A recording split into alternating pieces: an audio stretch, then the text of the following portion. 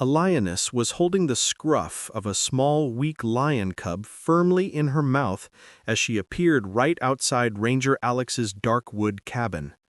This was no ordinary approach. There was no stalking, no territorial display. Across the low green grass of the African savanna, past the scattered acacia trees, she moved with deliberate, heavy steps toward the man standing in his doorway. Alex's heart hammered against his ribs, instinctively telling him to back away, to follow decades of training that dictated a dangerous line must never be crossed. But the lioness stopped just short of the threshold. She lowered her head and gently placed the lion cub down onto the rough wooden step. The tiny creature was barely moving, one shoulder wet with blood. The lioness looked up, meeting Alex's gaze. Her eyes were not narrowed in aggression, but wide with an intense, raw desperation, a plea that transcended species. It was a primal, agonizing request for help. This singular moment where a predator surrendered its innate hostility for the sake of a child shattered every rule Alex knew. He had a choice: obey fear or honor trust.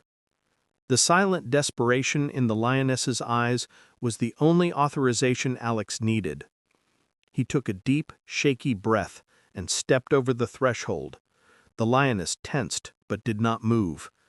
Moving slowly, Alex knelt beside the lion cub. Its breathing was shallow, ragged, and a severe gash tore across its young shoulder. The silence from the lioness was heavier than any roar. Carefully, Alex lifted the small body, wrapping it in a thick jacket before retreating inside the cabin. He knew he was gambling everything on a fragile, unspoken agreement. The lioness followed to the door, placing her head on the step where the lion cub had rested. She did not attempt to enter the darkwood cabin, but her gaze was relentless, a constant, heavy weight watching Alex's every move. Inside, the rustic space became an emergency room. Based on the wound depth and location, Alex made a quick assessment. The lion cub had likely been attacked by a dominant male lion, a brutal act of territoriality often lethal to the young. Working with the limited supplies he had, Alex first stabilized the small creature. He cleaned the wound meticulously, applying a disinfectant to prevent immediate infection, a crucial step for survival in the wild.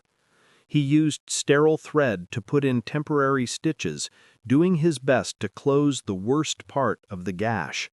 He injected a broad-spectrum antibiotic and ensured the lion cub was positioned near the small heater to maintain its body temperature. Every deliberate, gentle action was a silent message to the fierce mother watching outside. I am trying to help. The high stakes of the situation pressed down on him. A severe injury and potential internal damage meant the lion cub needed urgent, advanced medical care.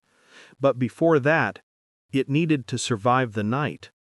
Time became Alex's most feared enemy. He settled in, one hand resting lightly on the cub's chest, counting the faint, rhythmic breaths. Outside, the lioness was a motionless golden statue. Her presence was a silent, tense vigil against the forces of the night. Every minute that passed was a small, hard-won victory in the tiny body's fight for life. The suspense was agonizing, forcing Alex and the audience to root for the fragile heartbeat against all odds. If he could just keep breathing until dawn, they might have a chance. As the pre-dawn light began to filter through the acacia trees and kiss the low green grass, Alex finally felt the lion cub's breath steady slightly. It had survived the first, terrifying test. With the lion cub stabilized, the time came for the critical next step. The sun was fully up, washing the African savanna in bright light. Alex secured the lion cub in a small transport crate, carefully patting the injured shoulder. He knew this moment would test the lioness's incredible trust to its absolute limit. He carried the crate outside. The lioness rose in an immediate, tense display of maternal fury, a low growl rumbling in her chest. Alex kept his voice soft, gentle, and non-threatening as he loaded the crate into his open Jeep. He never looked directly at the mother, but instead focused on the task, showing his intent was purely medicinal. He pulled away from the darkwood cabin, expecting a charge or at least an aggressive pursuit. Instead, the lioness, after a moment of intense hesitation, followed. She maintained a respectful but determined distance, never more than a few meters behind the vehicle as it drove across the savannah toward the veterinary station. This silent escort was the ultimate surrender of control, a painful act of faith that allowed her child to be carried away by the very species she was hardwired to distrust. They arrived at the modern veterinary station, a facility equipped with advanced medical equipment. The veterinary team, led by Dr. Anna, was stunned by the sight of the lioness waiting patiently, stoically near the entrance. The cub was rushed inside. X-rays quickly confirmed Alex's fears. The initial attack had resulted in a severely fractured shoulder. Surgery was the only option to save the lion cub's limb and ensure a functional recovery. The next 2 hours were emotional blur for Alex and Dr. Anna. The fracture was repaired with precision, and a surgical team gave the small patient the best chance possible. Afterward, the small patient was kept overnight for observation. As the sun began to set, Alex drove back to his cabin, his gaze frequently flicking to his rearview mirror, but the lioness was gone. The next morning, Alex returned to the veterinary station to retrieve the lion cub. Back at the cabin, he set the lion cub, now bandaged and groggy, onto the familiar wooden steps. He waited. He searched the low green grass and the silhouettes of the acacia trees. The lioness was nowhere to be seen. A deep ache settled in his chest. Had the long separation broken her trust? Had she given up? He realized the truth as he carried the lion cub inside. Her vigil had ended when the job was done. She hadn't lost faith. She had simply confirmed her trust was well placed and entrusted him completely with the cub's recovery. Her absence was a profound, silent thank you. Weeks turned into months. The lion cub, now moving with playful energy and strength, had been successfully released back into the savannah. The incident became a treasured memory, a story of unbelievable cross-species connection. Life settled back into the routine of patrols and conservation work for Ranger Alex.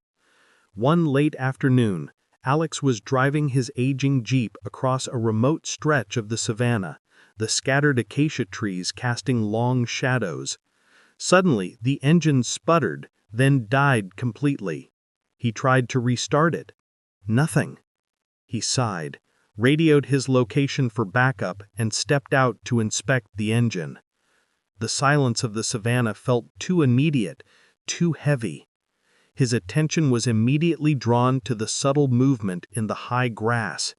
Before he could react, a low, menacing chorus of cackles broke the stillness. A large clan of hyenas materialized from the bush surrounding the disabled Jeep. They were lean, coordinated, and numerous, their eyes fixed on Alex with calculating hunger. The danger was immediate and profound. Alex quickly scrambled back into the Jeep, pulling the door shut just as the first hyena member launched. He was trapped. The hyenas circled the vehicle, nipping at the tires and scratching the chassis, their high-pitched calls signaling a drawn-out, certain attack. Backup was still an unknown distance away, and the thin metal of the Jeep offered little defense. Fear, cold and sharp, gripped him just as the clan of hyenas began to press closer to the doors. A sound cut through the cackling, a sound that shook the very ground. A deep, resonant roar, closer than Alex could have imagined. Suddenly, the hyenas broke their circle. their focus shifting to a point behind Alex. From a cluster of acacia trees burst two figures, a powerful lioness, and right beside her, a magnificent young male lion with a developing mane. The pair charged the clan of hyenas with stunning speed and ferocity. The sudden, overwhelming counterattack sent the hyenas scattering. The lioness moved with ruthless precision, cornering the stragglers, while the young male lion stood sentinel, his roar cementing their authority. Alex watched in stunned silence, his heart hammering with a mix of terror and disbelief. He recognized her immediately, the slight tear in her left ear. A mark seen while cleaning her cub's wound confirmed it. The lioness he had saved months ago had returned, and she had brought her protector. Perhaps the lion cub he had treated, now grown and powerful. The one who had begged for help was now the unexpected savior. The sheer audacity and timing of their intervention was the most shocking moment of his life. The clan of hyenas was completely routed, vanishing back into the shadows. The clan of hyenas was gone, but the lioness and the young male lion remained. They did not approach the jeep. Instead, they settled down a respectful distance away, facing the direction the hyenas had fled. They had transformed themselves from ferocious rescuers into silent, majestic bodyguards. For the next 10 minutes, Alex watched them. The lioness occasionally glanced towards the jeep, a serene, calm acknowledgement replacing the panic of their last encounter. The young male lion stood tall, his presence an unbreakable barrier. It was a clear, unspoken message. You saved mine, now we guard yours. This act of reciprocation defied all scientific logic and conservation theory. It was pure, simple gratitude expressed in the universal language of loyalty. The low rumble of another engine finally reached them. Alex's backup was arriving. As the rescue jeep crested the low hill, the lioness and the young male lion rose to their feet. They looked back at Alex one final time. In that brief, shared moment, the entire cycle of debt, trust, and rescue was completed. Then, without a sound, they turned and disappeared back into the depths of the scattered acacia trees, melting into the vastness of the savanna. They sought no reward, no praise, only to honor a debt. Alex stepped out of his jeep, his legs shaking, not from fear, but from the emotional impact of what he had witnessed. He explained the situation to his colleagues who could only stare at the empty savanna, barely grasping the magnitude of the story. The encounter affirmed the deepest lesson of the wild. Empathy is a universal language, and true trust is a two-way contract that transcends the barriers of species. When Alex had chosen kindness over fear, he hadn't just saved a life. He had established an alliance that later saved his own. The profound intelligence and loyalty of the lioness and the young male lion redefined his understanding of the relationship between humanity and the natural world, proving that the greatest lessons are often learned not through dominance, but through a willingness to serve. This was the silent, magnificent, emotional payoff of a trust placed months ago.